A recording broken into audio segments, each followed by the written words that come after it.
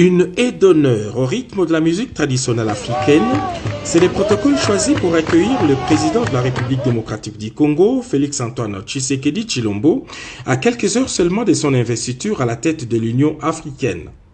Pour marquer davantage ce grand retour, la présidente de la République d'Éthiopie, Mme Sahle-Work Zewde, a fait le déplacement de l'aéroport international Bolé pour souhaiter la bienvenue au porte-étendard du continent africain.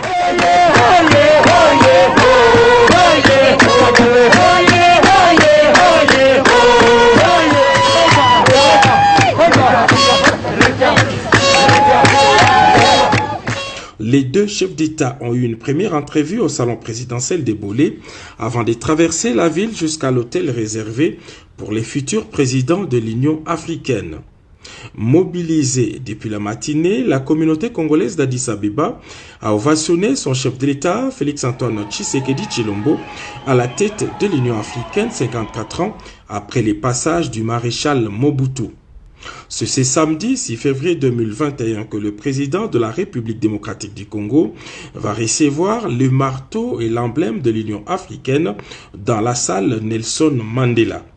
Depuis ses bureaux de l'Union africaine d'Addis Abeba, Félix-Antoine Tshisekedi Tshilombo va présider ses premières réunions en visioconférence ce samedi 6 et dimanche 7 février. Entre-temps, le pays hôte se prépare à le recevoir officiellement pour lui rendre les honneurs dus à son rang de président du continent africain. Merci pour cette passation de témoins que je reçois avec honneur. Et je sais que vous avez placé la barre tellement haut que je suis obligé, grâce à cela, à travailler de d'arrache-pied pour essayer de vous égaler.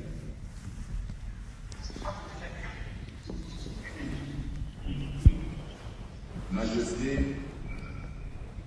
Excellence, Mesdames et Messieurs les chefs d'État et de gouvernement, Monsieur le secrétaire général des Nations Unies, Monsieur le Président de la Commission de l'Union africaine, Excellences, Mesdames et Messieurs les ministres, distingués invités, Mesdames et Messieurs, c'est un immense honneur que tous les États africains ont fait à mon pays, la République démocratique du Congo, par ma modeste personne, en lui accordant la présidence de notre organisation continentale. La présente mandature, dois-je le rappeler, a pour thème principal art, culture et patrimoine, levier pour l'édification de l'Afrique que nous voulons.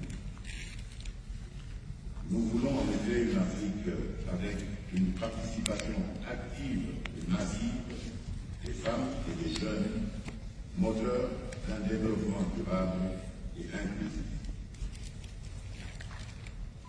Je mesure l'immensité de la tâche que j'accepte en toute humilité d'assumer avec votre appui constant, le concours appréciable de tous les membres du bureau et la disponibilité permanente de la commission de notre organisation.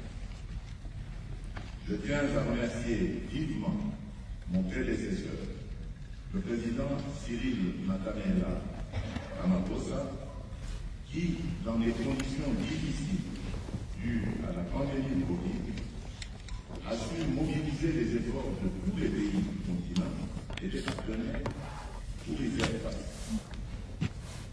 Pour cela, je propose qu'il soit le champion du programme de vaccination et de lutte contre la pandémie de Covid-19.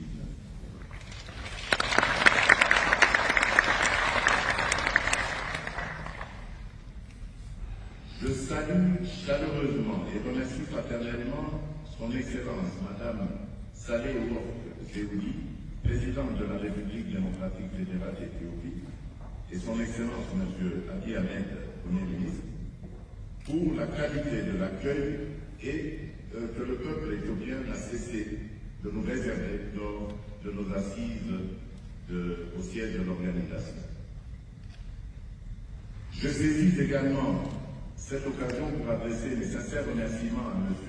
Moussa Faki Mahamat, président de la Commission de l'Union africaine, qui nous reçoit dans ce magnifique cadre du siège de notre organisation continentale.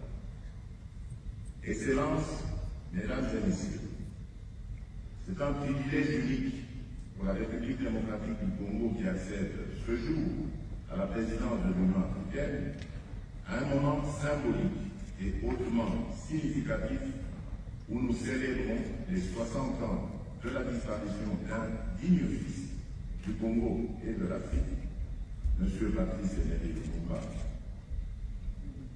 Croyant fermement au grand destin de l'Afrique, il n'avait pas hésité à organiser en 1960 à Kinshasa, alors Léopoldville, le dernier congrès de l'histoire du grand mouvement panafricanisme. Le 30 juin 1960, peu avant sa disparition tragique, il déclarait, je cite, « L'Afrique écrira sa propre histoire et elle sera au nord et au sud du Sahara une histoire de gloire et de dignité. » Fin de citation.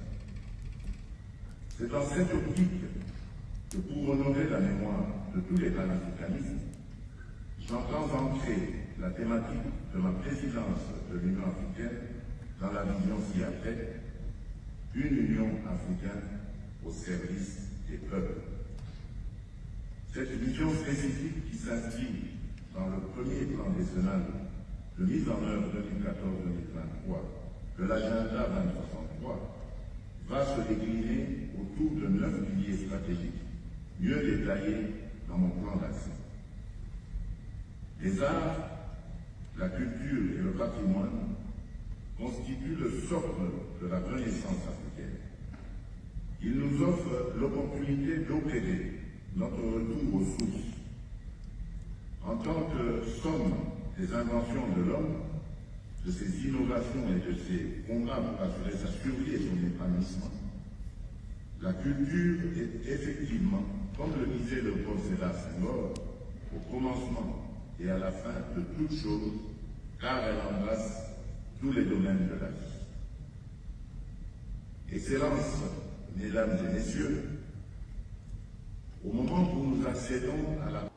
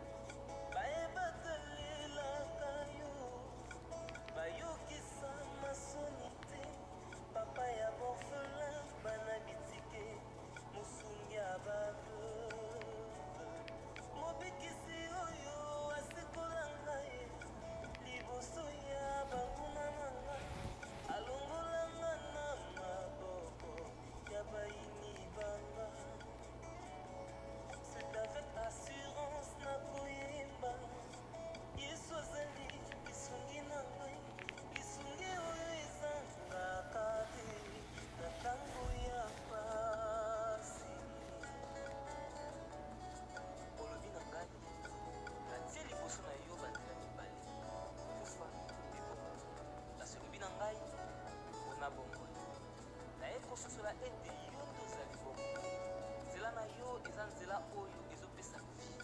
Nzela na yo eza nzela oyo toza na assurance